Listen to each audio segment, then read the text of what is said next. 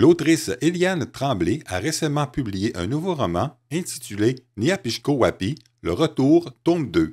Nous l'avons rencontré lors de son lancement qui a eu lieu le 17 septembre dernier à la pharmacie Brunet de Les Escoumins. Madame Éliane, bonjour.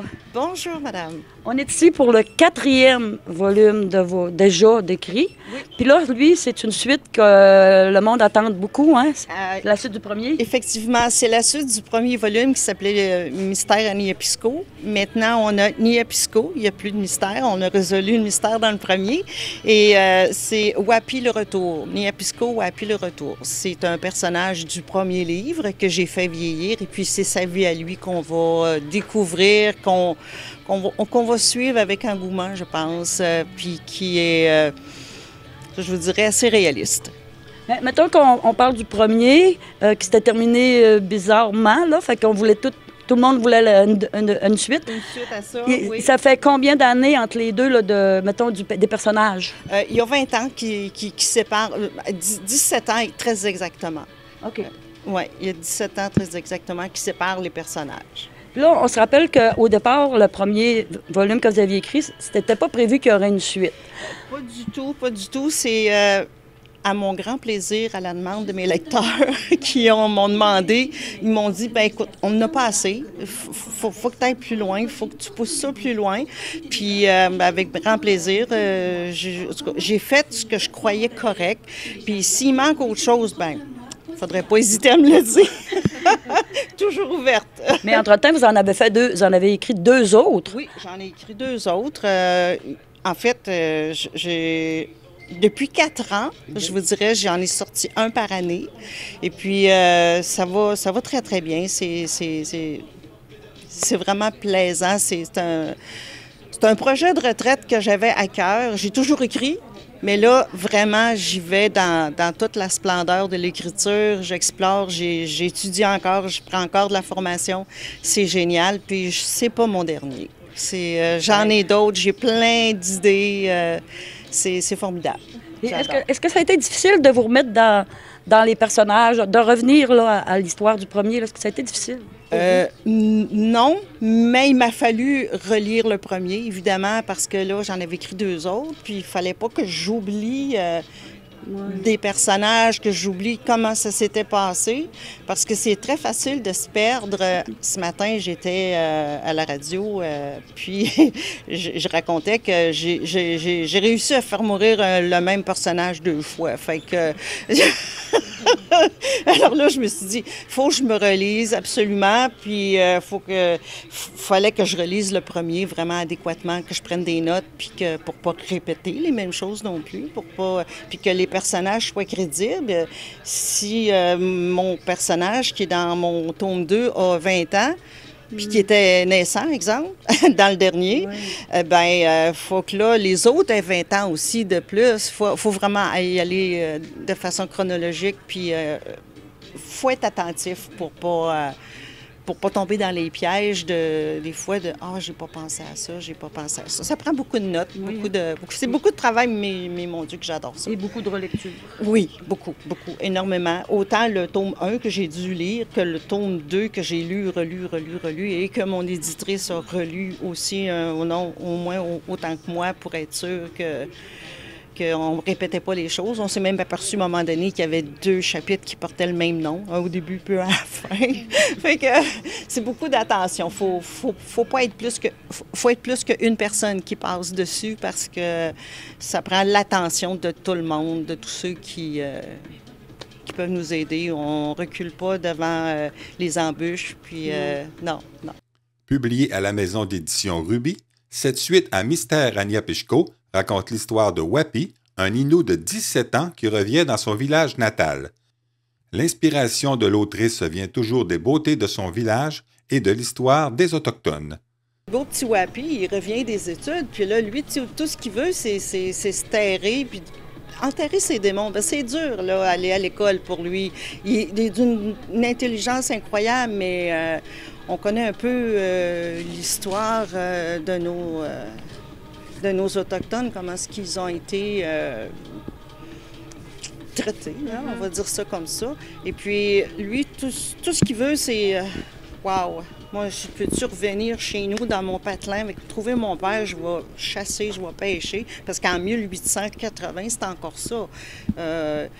On a l'infirmière au village, elle dessert tout le village. Il n'y a pas encore de médecin comme tel. Tu sais, il y a un médecin peut-être pour la Côte-Nord ou la Haute-Côte-Nord. C'est pas comme aujourd'hui. C'est pas... On trouve qu'on a de la misère aujourd'hui, là, mais c'est rien de comparable. Puis, c'est le même territoire, mais c'est comme 17 ans plus tard, parce qu'on retrouve, en fait, Wapi, c'est le bébé qui reste sans maman là, à la fin du tome 1. Là. Il devient le personnage principal. Il devient, de la suite. Exact. Okay. Puis, il vit une belle aventure, une belle aventure à lire. Il passe par toute la gamme de sentiments. Il est trahi, il tombe en amour, il connaît l'amour, le vrai, mais ça va-tu pouvoir se concrétiser? À la lecture, vous allez tout découvrir. Oui. Mais moi, j'ai reconnu dans votre premier, surtout, là, oui, on parle beaucoup des Escoumins, mais j'ai reconnu le Cipit aussi, à travers. Oui, hein, oui. C'est ça, les gens me disent ça. Je lis, mon beau-frère, entre autres, il dit, moi, quand j'ai lu ton livre, il dit, je savais partout où je mettais les pieds. Ouais. Il dit, je reconnaissais tous les lieux. Puis vous allez les reconnaître encore. Oui. Il y a un beau rocher là-dedans qui s'appelle l'île Rouge, à un moment donné. Ça devient une île rouge, mais au départ, c'est pas ça, mais on parle d'un tremblement de terre qui a eu lieu pour le vrai dans ces années-là, qui a amené un changement un changement de terrain, on va se le dire. Il y a eu des éboulements, il y a eu des glissements, même le village a été... les maisons ont été un peu brisées, puis il y a de la fiction à travers ça, mais il y a aussi de la vérité. Okay. On va aussi découvrir un peu le clergé, ça en fait partie, on n'a pas le choix. On parle de pensionnat. Quand je dis qu'il va aller enterrer ses démons, le beau garçon, là, c'est qu'il a subi des choses innommables, puis il veut se défaire de ça. Puis son père, par contre, lui, il voit bien que si son fils est brillant comme ça, il faudrait bien qu'il fasse d'autres choses qu'aller pêcher. Il veut l'envoyer étudier, mais le retourner aux études, il veut pas, alors. Il veut pas, mais l'histoire va nous dire jusqu'où ça va l'amener, qu'est-ce qu'il va faire avec ça. Moi, je me suis inspirée des lieux des Escoumins. Pourquoi ça s'appelle Niapisco? Niapisco, c'est un mot inou qui veut dire pointe rocheuse. On a ici une pointe rocheuse, on l'appelle pointe à la croix. Mais je voulais pas donner ce nom-là qui aurait trop personnalisé, qui aurait trop donné de... Je voulais pas que les gens se sentent se sentent pris dans une histoire qui est fictive. C'est tout ce qui est écrit dans mes 2 livres. C'est de la fiction. Bien sûr, je me suis calquée sur les lieux, la beauté des paysages. Je ne pouvais pas me tromper. C'est un site enchanteur. Moi, je considère que les Escoumins, c'est le plus beau village de la Haute-Côte-Nord. Et puis, ça changera pour moi. Mais quand vous écrivez, là, est-ce que vous avez besoin d'être dans un endroit en particulier ou quand l'inspiration vous vient, peu importe où vous êtes, vous écrivez, puis vous écrivez à la main pour commencer? Comment vous fonctionnez? Non, j'écris pas à la main parce que je suis pas bonne à dactylo, mais tellement pas. Fait que si j'écris à la main puis je suis obligée de me réécrire à dactylo, là, c'est compliqué, c'est long, c'est fastidieux. Fait que j'écris directement sur le clavier. Et puis, naturellement, j'ai besoin de corriger, tout le monde. Mais pour l'inspiration, c'est... moi, je suis pas aussi bien être assise devant la TV puis avoir un éclair, là. Je me mets à écrire. Parfois, je prends mes notes à la main parce que je n'ai pas accès immédiat, là, mais c'est pas long que je me recalibre sur mon clavier. Mais oui, l'inspiration, c'est n'importe quand. C'est pas de... Il y en a qui vont écrire de 6h à 8h le matin, mais non, je suis pas comme ça, moi. C'est quand ça arrive, c'est comme ça. Puis ça peut durer une journée, ça peut être de 8 à 6, puis ça n'arrête pas. Ou bien une journée que je fais juste un petit texte, puis c'est ça long. C'est vraiment. Madame Tremblay, qui ne croyait pas au départ se rendre à un 4e roman, est présentement en processus d'écriture et a même l'intention d'amener son projet dans les écoles. C'était pas prévu comme ça au départ. Moi, mon idée, c'était d'en faire déjà un. Pour moi, c'était un exploit.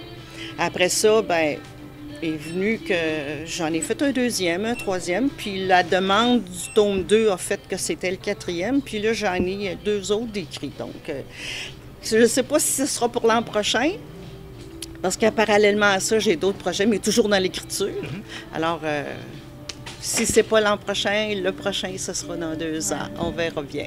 J'ai un projet peut-être avec soit les bibliothèques et les écoles. OK. On va voir. Je vais monter mon projet comme il faut, puis après, je le présenterai, puis à savoir si ça a de l'avenir. C'est ça. C'est quelque chose qui vous intéresserait aussi, Oui. d'aller à la rencontre des jeunes? Oui, absolument. OK. Absolument. OK. Ah oui, les jeunes, pour les initier à la lecture. Oui. Les initier à la lecture, il n'y a rien de mieux que leur montrer comment on fait ça, un livre, comment est-ce qu'on écrit ça, un livre.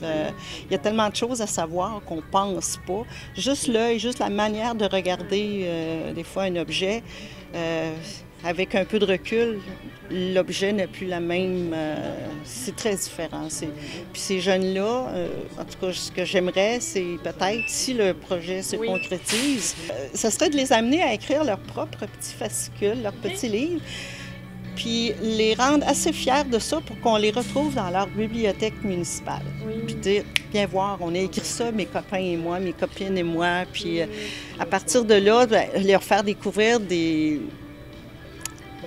la valeur de l'écriture, puis peut-être trouver leur écrivain préféré, les amener à découvrir toutes sortes d'écrivains, les intéresser. Oui. C'est mon but, mais on verra si le projet est viable. Le livre est disponible à différents endroits dans la région et aussi en ligne. Ils vont être disponibles ici. Ils sont tous disponibles ici à la pharmacie Brunet. Ils sont aussi au comptoir d'artisanat, je pense, et Cipit. Au dépanneur voisin? Non, ils ne sont pas dans le dépanneur. Ils sont du côté de l'artisanat, vraiment. Là, ils sont tous là, puis c'est un bon point de vente. Ça fonctionne très bien. Puis ils sont habitués. Ils n'ont pas que les miens, ils en ont d'autres. Donc, ils sont habitués. Ils ont une portion de lecture, une portion librairie. Puis, il y a aussi... à l'Archéotopo, à Bergeronne aussi. Est-ce qu'on peut les commander en ligne? Vous pouvez les avoir sur leslibraires.ca. Bien, merci beaucoup, Mme Éliane Tremblay, puis on espère que beaucoup de lecteurs vont le lire. Puis moi, j'ai vraiment hâte parce que j'avais hâte. Moi aussi, je voulais la deuxième. On voulait une suite, oui. Des personnes qui m'avaient dit, oui. Assez, là, merci beaucoup. Ça me fait plaisir, que ça vous amène du bonheur. Merci beaucoup, c'est gentil.